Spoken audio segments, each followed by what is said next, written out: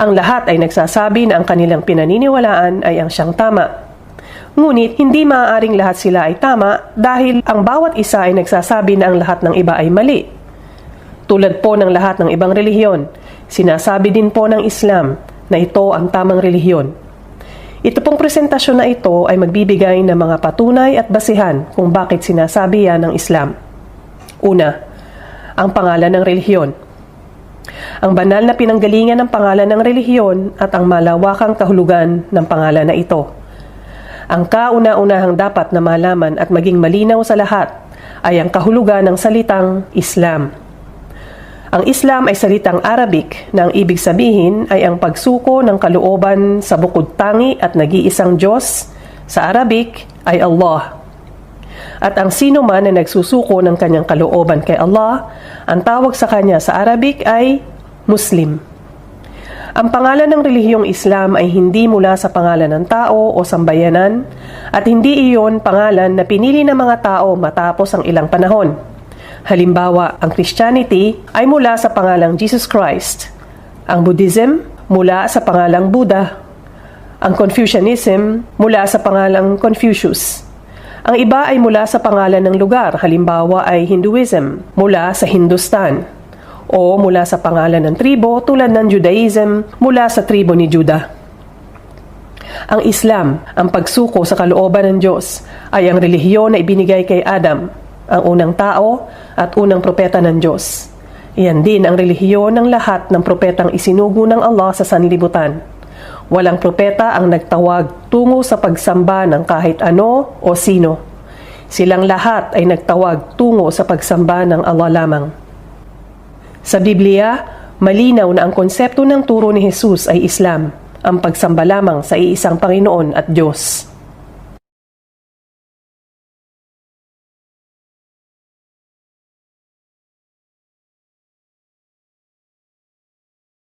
Mismo ang Allah ang nagbigay ng pangalan sa kanyang relihiyon. Kanyang sinabi sa Quran, "Sa araw na ito ay kinumpleto ko ng ganap para sa inyo ang inyong din, na ito ay din al-Islam. At pinili ko para sa inyo ang Islam bilang inyong din. At sino mang magnais ng iba maliban sa din al-Islam, ay hindi ito tatanggapin sa kanya, at sa kabilang buhay ay kabilang siya sa mga talunan."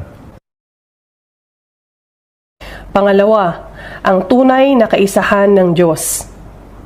Dahil ang ganap na pagsuko ng sariling kalooban sa kalooban ng Diyos ang katuturan ng pagsamba, ang pangunahing mensahe ng Islam ay ang pagsamba sa Diyos lamang ng walang katambal. Ang ibig sabihin, dapat din na walang pagsamba ang iuukol sa kahit kaninong tao, lugar o bagay maliban sa Diyos. Dahil ang lahat-lahat maliban sa Diyos na lumikha ay pawang nilikha lamang, masasabi na ang Islam ay nagtatawag ng tao mula sa pagsamba ng nilikha tungo sa pagsamba ng tagapaglikha, dahil ang dakilang tagapaglikha lamang ang may karapatan sa pagsamba ng kanyang nilikha. Siya lamang ang tumutugon sa mga dasal at ang lahat ay nangyayari dahil sa kanyang pahintulot. Pangatlo, pananampalatayang pangkalahatang panahon o universality ng relihiyon.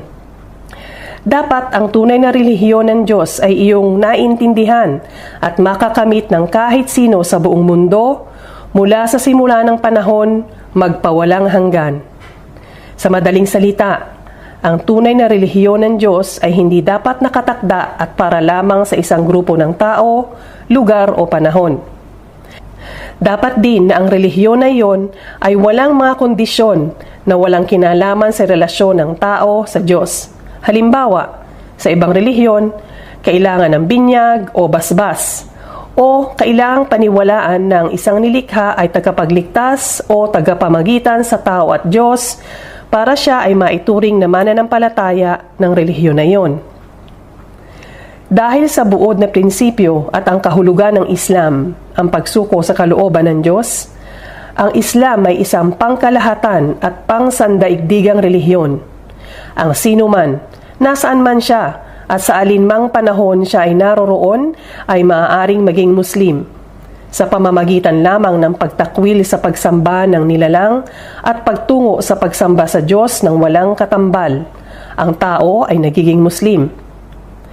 Tandaan po, sa panahon natin ngayon hanggang sa huling araw, ang araw ng paghuhusga, ang huling propeta ng Allah, si Propeta Muhammad sallallahu alaihi wasallam, ay kailangang tanggapin at sundin ng tao upang siya ay maging ganap na Muslim. At ang pang-apat, komprehensibo o malawakang relihiyon. Tanging Islam lamang ang relihiyon na sakop nito ang pagsamba sa Allah sa lahat ng aspeto ng buhay ng tao. Kumpleto ang gabay ng Islam para sa lahat ng aspeto ng buhay ng kanyang nilikha.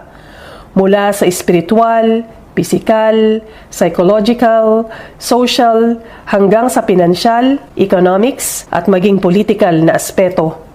Ang mananampalataya ay itinuturing na sumasamba kay Allah kapag siya ay nabubuhay sang-ayon sa mga katuruan ng Islam sa lahat ng aspeto ng kanyang buhay.